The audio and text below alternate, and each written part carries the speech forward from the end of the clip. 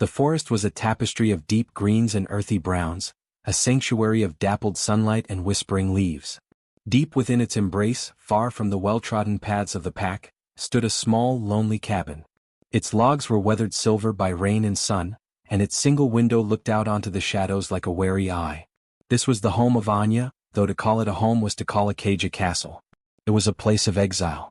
Inside, Anya moved with a quiet grace that seemed at odds with her surroundings. A curse, a vicious gift from her stepmother Morwenna, lay upon her like a shroud. It painted her skin with angry blotchy patches of red and gray, and turned her hair into a dry straw-like tangle that refused to be tamed. To any who glanced her way, which was rarely, she was the picture of ugliness, a creature to be pitied and ignored. But if one had the patience to look longer, they would see the truth. They would see eyes the color of warm honey, bright with a keen intelligence and a kindness that hardship had not been able to extinguish. They would notice the gentle curve of her smile when she thought no one was looking, a smile that promised a different face altogether, one waiting just beneath the surface of the spell.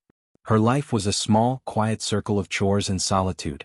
She mended her own clothes, tended a small hidden garden for her meals, and fetched water from a nearby stream. Her only companions were the creatures of the wood, a bold red squirrel that chattered at her from a low-hanging branch, a family of rabbits that did not startle when she passed. They, unlike the people of her pack, saw not the curse but the calm, gentle soul within. She would speak to them in soft tones, sharing her loneliness with the rustling leaves and the sighing wind. Far from the cabin, in the heart of the pack's territory, a very different scene was unfolding. Banners fluttered in the breeze, and the air was thick with the scent of roasting meat and excited chatter. Alpha King Theron was visiting. He was a man who commanded attention without ever raising his voice. Tall and broad-shouldered, with hair the color of dark earth and eyes that missed nothing, he moved through the crowd with an easy authority. His presence was like a calm, deep current in a turbulent river. He had come to settle a minor land dispute, a routine matter for a king, but the entire pack was buzzing with the rare honor of his presence. Morwenna, Anya's stepmother, was in her absolute element. Dressed in her finest gown, she preened and fluttered, pushing her own daughter Isolde toward the king at every opportunity. "Your Majesty," Morwenna simpered, her voice like sweet poison, "my Isolde is the finest hunter in the pack. And so beautiful, don't you think? A true jewel." Isolde, for her part, blushed and tried to look regal, but her eyes were vacant and bored. King Theron offered a polite, non-committal smile, his gaze already drifting away, searching for something he couldn't quite name. He felt a strange, subtle pull, a feeling he'd never experienced before, like a single clear note ringing in a room full of noise. Later, seeking a moment of quiet from the stifling crowd, Theron wandered toward the edge of the woods. The pull grew stronger, a faint but persistent tug at his instincts. He moved silently, a skill born of his wolf nature, and that's when he saw her. A girl hunched near a stream, her form obscured by the curse. But Theron did not see the ugliness. His alpha senses, sharper and more intuitive than any others, pierced through the magical disguise. He saw the strength in the way she carried her bucket of water, the innate grace of her movements. He watched, utterly captivated, as she knelt not to drink, but to gently examine the paw of a young deer that had limped out of the brush. She spoke to it in low, soothing tones, her hands gentle as she checked for injury. In that moment, Theron saw not a cursed creature, but a heart of pure compassion. And more than that, he felt a dormant, incredible power sleeping within her, a wolf spirit of immense potential, locked away and hidden from the world. The mysterious pull he'd felt snapped into focus. It was her. The next day, as the pack assembled to see the king off, he remained. He stood before them all, his voice carrying easily across the clearing. "My visit here has been enlightening," he began, his eyes scanning the crowd, subtly seeking the girl from the woods. "A kingdom is not built on strength alone. It is built on loyalty, on courage, on a strength of heart that is far more rare than physical power." Morwenna nudged Isolde forward, a triumphant gleam in her eye. But the king's next words were not what anyone expected.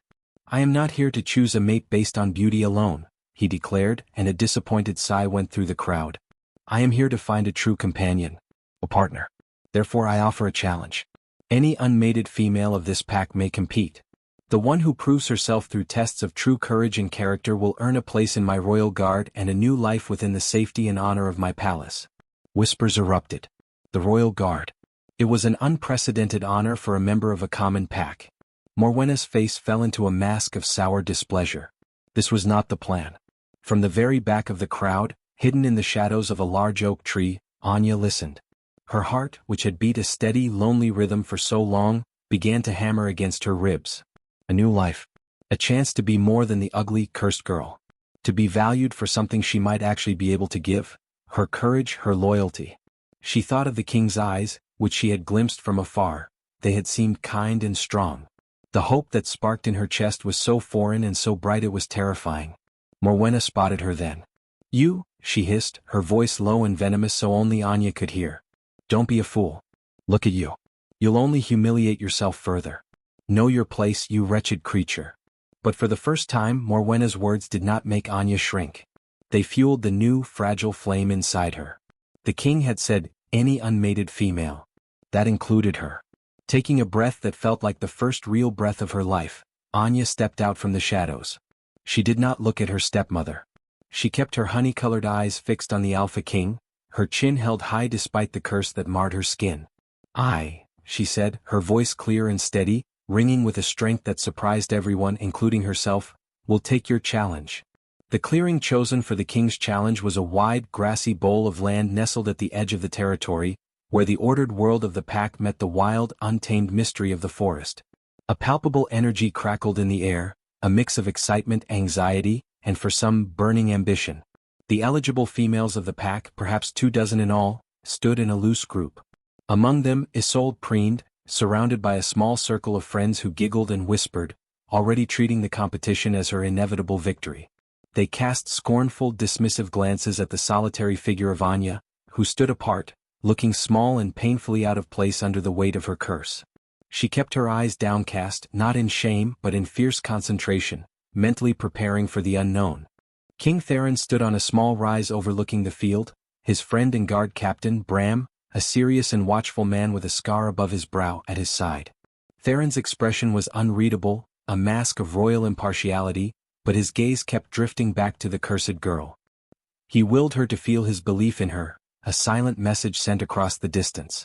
Bram stepped forward, his voice a low boom that silenced the chatter. "The Alpha King's challenge is not a simple test of muscle," he announced.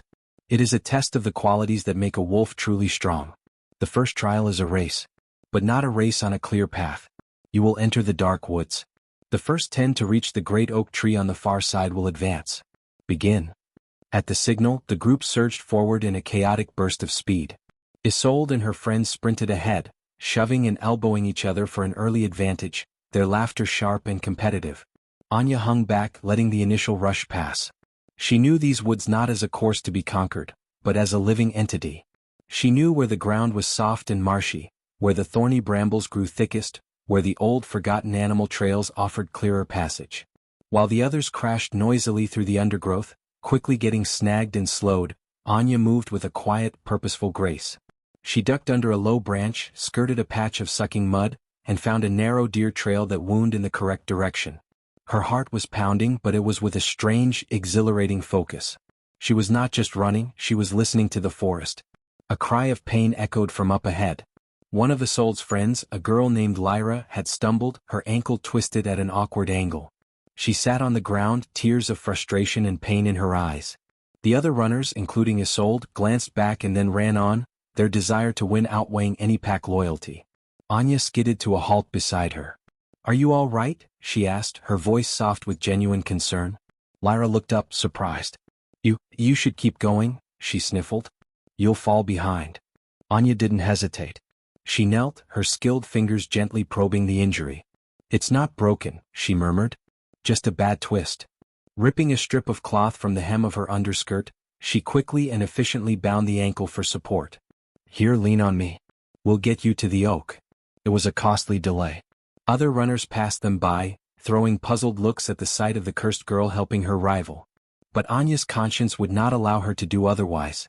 She helped Lyra hobble the remaining distance, and when they finally emerged from the tree line, they were the last 2 to arrive. Bram's eyebrows rose in surprise as he noted Anya's name down for the next round. She had shown strength, but not the kind he had expected. King Theron, watching, gave a nearly imperceptible nod of approval. The field had narrowed to 10 girls, Anya barely among them. Isolde shot her a look of pure venom. The second test was announced. Bram placed a large, smooth river stone in the center of the clearing. Upon this stone, he intoned, is the second test. A riddle.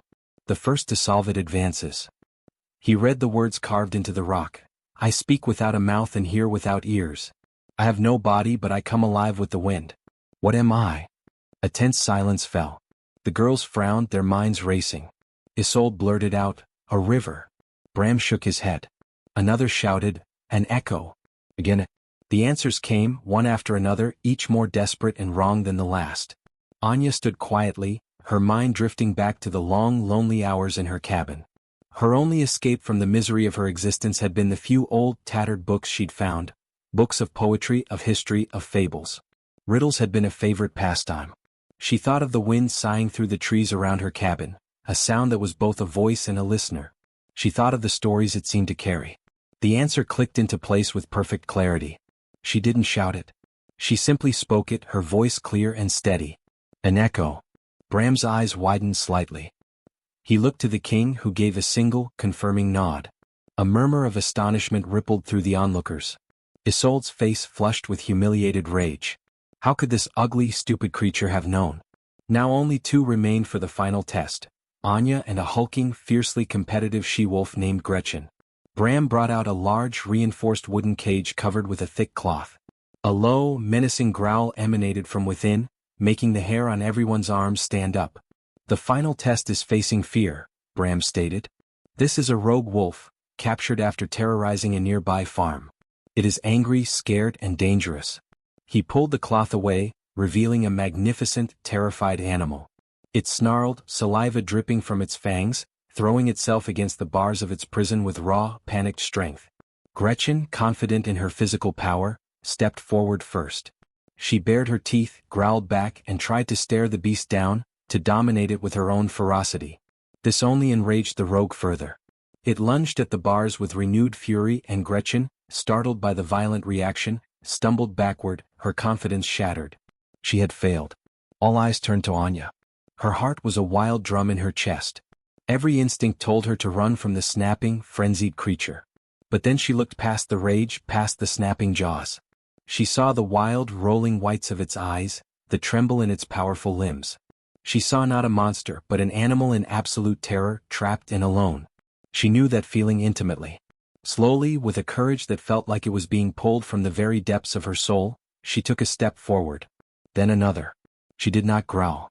She did not bare her teeth. She moved with the same quiet calm she used in the forest with the deer and the squirrels.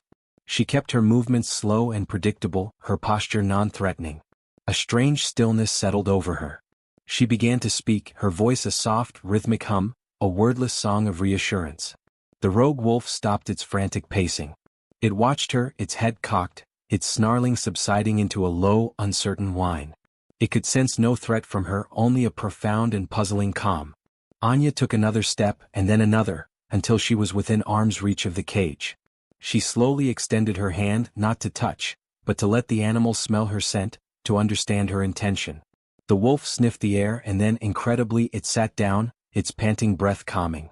The fear had been faced not with force but with understanding. The silence in the clearing was absolute. Bram looked utterly stunned. Isolde looked like she had been struck.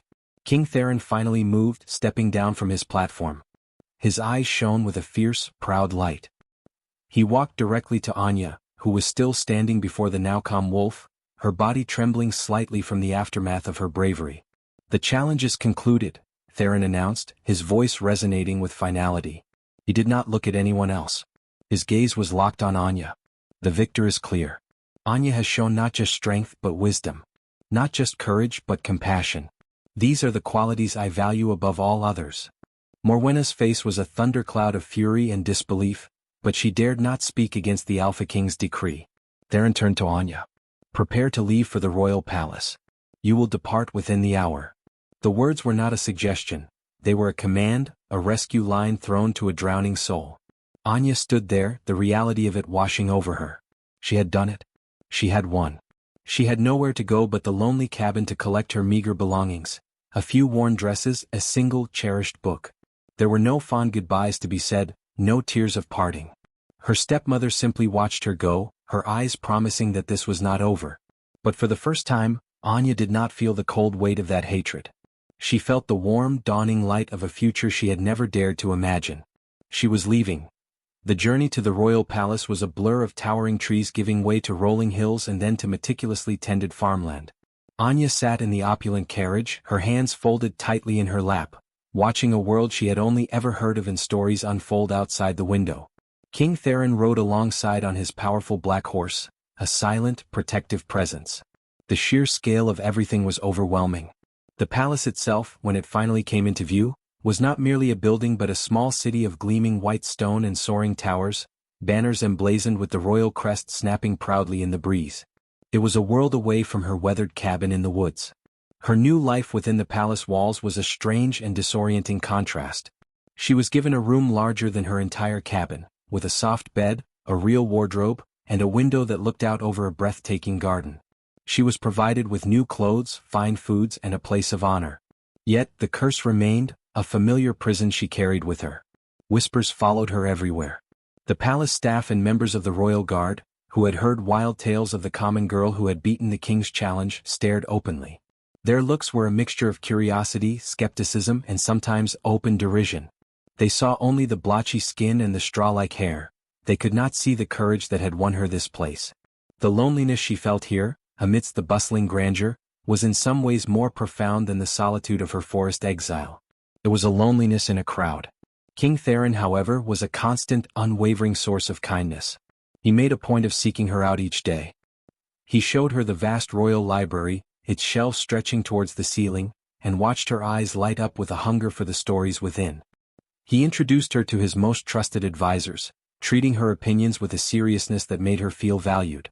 He was patient, he was respectful, and with each passing day, the connection between them deepened from one of royal obligation into a genuine, warm, and increasingly charged friendship.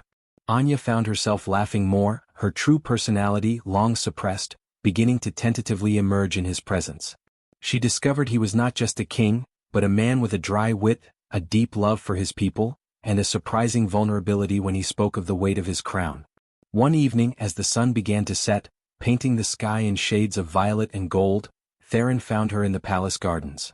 She was sitting on a stone bench beside a moonflower vine, its white blossoms just beginning to unfurl in the twilight. The air was sweet with the scent of night-blooming jasmine. "It's quieter out here," he said, his voice a soft rumble that seemed to blend with the evening. He sat beside her, not too close, but near enough that she could feel the warmth of his presence. "It reminds me of the forest," Anya replied softly. "A little." They sat in a comfortable silence for a moment, listening to the first crickets of the evening begin their song. "I need to confess something to you, Anya," Theron said, his tone turning serious. He turned to look at her, his dark eyes earnest in the fading light. The challenge, it wasn't entirely what it seemed. Anya's heart gave a nervous flutter. "What do you mean?" "I felt you," he said, his voice dropping to an intimate whisper. "From the moment I entered your pack's territory, I felt a pull, like a thread tied to my soul, leading me into those woods. When I saw you with that deer, I didn't just see a kind girl. I felt a power sleeping inside you, a beautiful, strong spirit that was being hidden away. I created that challenge for you. The riddle, the test of heart, it was all designed to give you a chance to show everyone else what I could already see." Tears welled in Anya's honey-colored eyes, not of sadness, but of overwhelming emotion. No one had ever seen her. No one had ever fought for her. You did that for me?" "I did it for me too," he admitted, his own vulnerability showing. "Because that pull I felt, it's called a mate bond. It's the deepest connection a werewolf can ever know. My wolf recognized your spirit, Anya, long before my eyes ever could. It recognized its other half." The truth of his words resonated in her very bones. It explained the inexplicable trust she had felt for him from the beginning, the ease of their conversations, the way her own heart seemed to settle when he was near. A mate. Her mate. The Alpha King was her destined mate. A sob caught in her throat, but this one was born of a different pain. "Theron," she whispered, his name a prayer on her lips. "There is something I must confess to. This," she gestured helplessly to her face, her hair, "it's not real.